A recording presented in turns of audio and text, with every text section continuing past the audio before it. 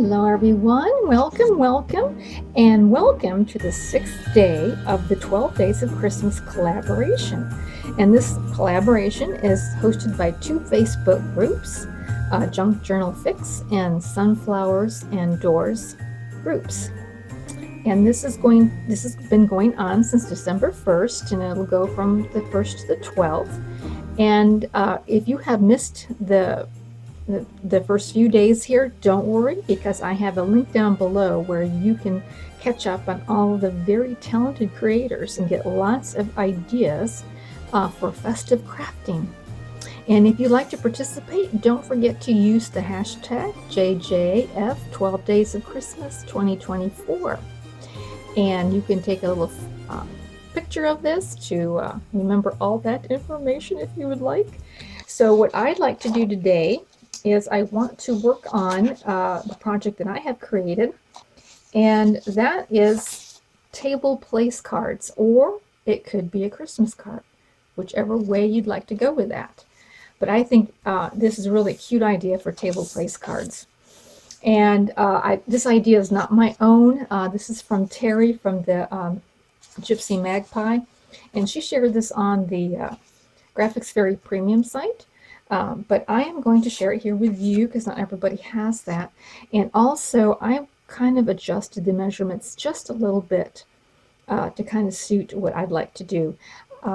Anyway, so you'll need a piece of cardstock, an 8.5 by 11 piece of cardstock. And you'll want to cut that cardstock in half the long way, just like that. And I went ahead and printed on both sides, but you really don't have to do that. You can print on just one side. And this is going to be a free digital for you. I have the background paper, and I have the ephemera that goes on top of it. So if you want to check out my coffee shop and see for that free download, I have this project there for you. So once you cut your piece in half the long way, you'll want to cut one piece 8.25 inch long and the other one 9.25 inch long.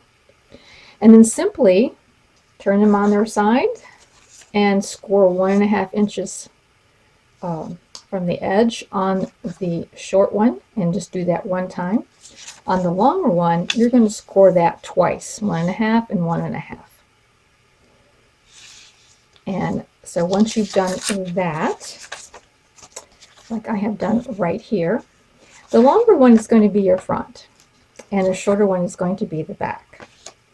So I'm going to fold it up and over like so. Okay, so you got this little accordion-like fold going on here. And I'm going to just score it a little bit there, and you want to fold it like this. Now this is going to be your front, and what you need to know is that your piece of your focal point, whatever it is, and so in my freebie I have these cute reindeer, but whatever it is that you're going to place on here, it needs to fit within that area. So this will be your front, and then you can just size up whatever your focal point is. And it could be, it could be an old Christmas card that you cut up. I tend to save my Christmas cards, and you can just cut them up to size if you want to. Or lots of ephemera on the graphics free site for Christmas, so you just want to print it out so it fits there. And this is going to be the back, of course, and the back then is going to be folded up, so we're just going to fold this way. All right, so here you've got your fold, you've got your accordion, and you've got your flip up over there. So basically what's going to happen is that this is going to be glued down like so. So what I'm going to do here is I'm just going to take my glue and, being that this is something that probably won't be used a lot, it depends. If you want to save them from year to year, then I would recommend a good glue. But you probably get away with glue stick if it's just going to be like a temporary thing. So we have this flipping up, we have the accordion fold here, and we're just going to fold it down and line it up on the edges there. And so you want to make sure that this is straight on both sides there.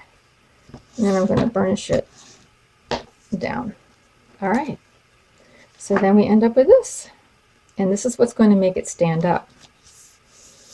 All right. So we've gone this far. So now I'm going to take the little printout, the little piece of ephemera that I have printed out here, this cute little deer. I went ahead and cut out a little bit of white all the way around it. And the reason I did that is because I'm going to put on some gilder's wax, some gold, or excuse me, this is bronze, but it comes out like an antique gold in my opinion. I'm going to put that all the way around the edge, and by leaving that white, just makes it stand out a little bit more. Now you can use stickles or any kind of a glitter glue. I mean, that would be really cool. Be like probably easier than the gilder's wax, but I don't have anything like that.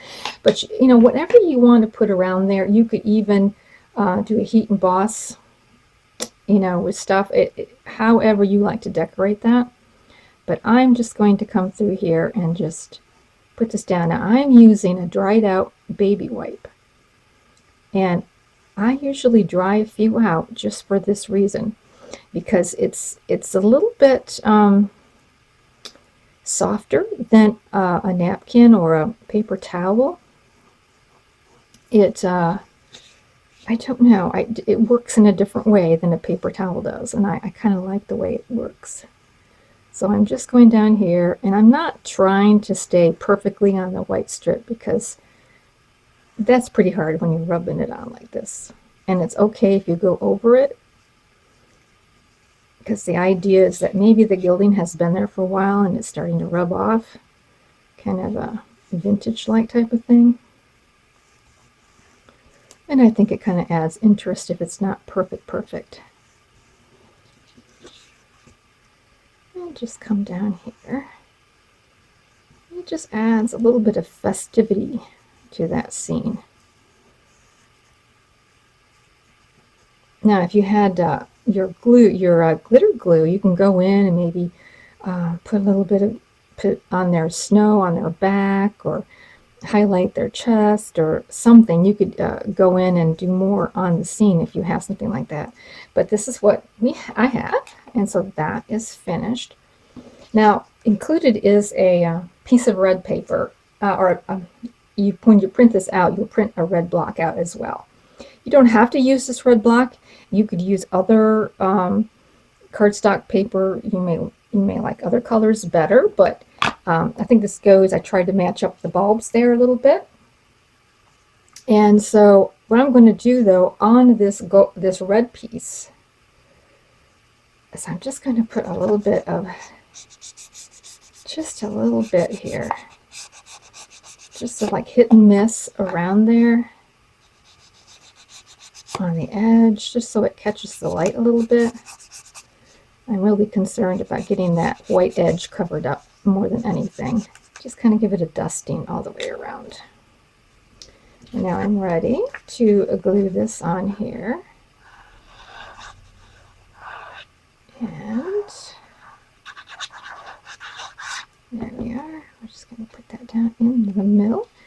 And you don't have to use that backing on this design, but I kind of like the little pop of red that it had on there. Now this gilder's wax will dry and not rub off once it dries. And this is what I get, this particular brand. I have gotten, there's another brand I got one time, and I'll show it to you. I just want to give you a warning on it. And this brand is looks like art something. It is just a little too, maybe you can expand your screen there. I can't read it, but it's this particular brand, and it smells very, very strong. It's so strong I can't use it. It's not a horrible strong, it's not a bad smell. It's just super, super intense, and it gave me a headache for just a few seconds. I had it out. So I just want to warn you, but the Gilder's paste wax does not smell. That brand is great. Okay, so there is that much there. And now we're going to be putting this on here, but we need for this card to stand up. So for the card to stand up, I've just punched out from a piece of scrapbook paper. I just punched out a design, and you don't really even need anything in particular. And what I'm going to do with this, I'm just going to go all the way around it and kind of make this a little shiny. Now you could even just take a white plain piece of cardstock and just smear gilder's wax all the way around it, and that'll make it like a gold button up there. And this is like a 1 1/4 inch circle punch. You could use a square or rectangle up here. It doesn't have to be a circle.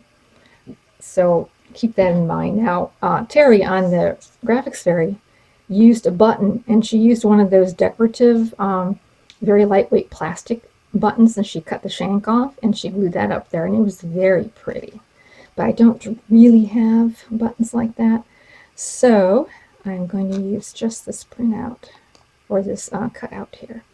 You want to glue like a third, maybe even a quarter. You don't want to go too heavy there, but on the top of your whatever you're gluing down, about a third, and we're going to glue it right there at the very top, just like that, at the very top. Okay, and it will get dried. Okay, so while it's drying, I'm going to go ahead and put this on here. Now this is going to come down. All right, I don't want to force it off, but it's going to come down about like that. So you're going to put in your card is going to rest below that just a little bit, or your ephemera. Now you can, if you want to, you can use some of the foam tape. And see, I printed on the wrong side over there. You can use the foam tape to give this a little dimension, which would look really nice on a table.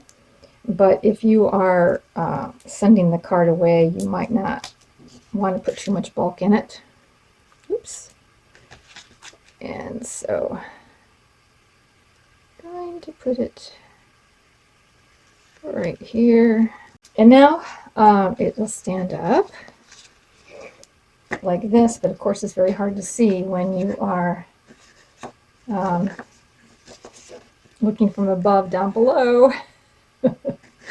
But it will stand at your table setting like so. Very cute.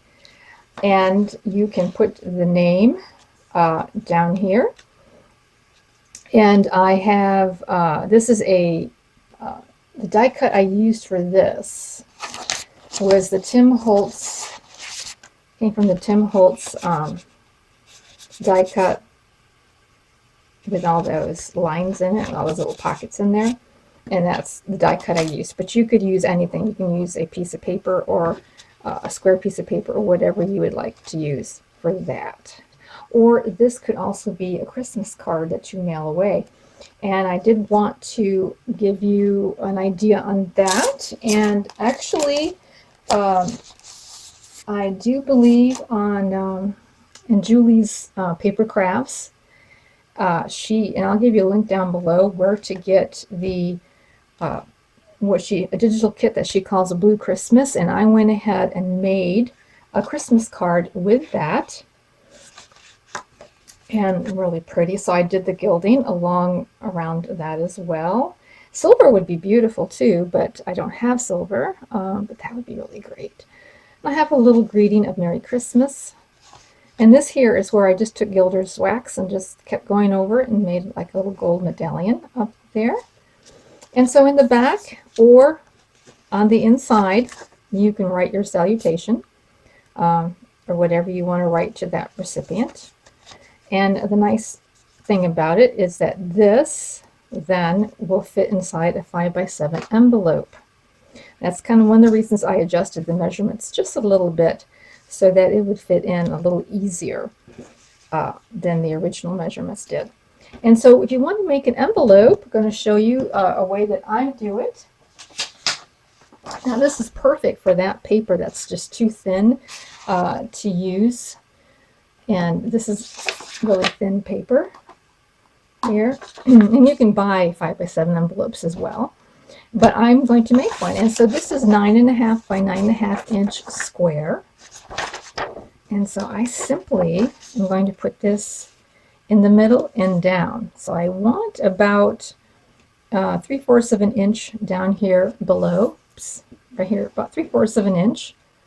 I'm putting this in the middle. I'm going to fold it. I think it ended up being 2.5 inches on each side, which you can measure out, 2.5 inches and 2.5 inches. But I'm just going to sort of doing it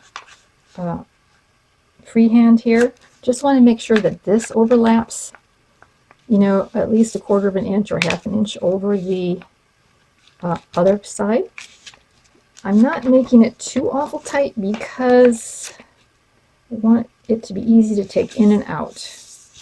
So just folding it so that there's still, as you can see, a little bit room for the card to come in and out easily. And so once I've done that, just going to burnish it. I'm going to fold the bottom up about 3/4 of an inch, you know, approximately. Like I say, this can all be done without exact measuring. And what we'll need to do is we're going to cut, well, we're going to cut on the left side of that line towards the top of the envelope, just a little bit. So it's along the crease, but it's on the other side of the crease. You can see where there was the crease, and I cut just a little bit on the other side. And we're going to stop right here at that fold. And I'm going to do the same over here. Now they don't have to match exactly because you're not going to see them, but that's just for the ease of the fold. Then we're going to come here and we're keeping this portion, but we're just going to cut it at a bit of an angle, like so. Alrighty. And so this portion here is what will go up on the bottom. So now we're ready to glue it, and we're just going to glue right along all the way on the one that overlaps. Glue that down, and we're going to glue this one up like so. Okay, just like that. Now we're going to work on the flap. So again, I want a little bit of room here. And I'm going to fold this down. Now this is probably a good place for you to measure 7 inches from the bottom, because that's the that's a postal size 5x7, and it probably doesn't have to be exact, but it does need to be close. So I'm just going to kind of mark that there. Probably should have done it this way. This would have been better. Here we got 7 inches. And just fold that in. So if you're off a few millimeters, that's not really a big deal. But I just think that I want to be close, so there's no problem in mailing it. Now we're going to do basically the same thing as we did for the bottom.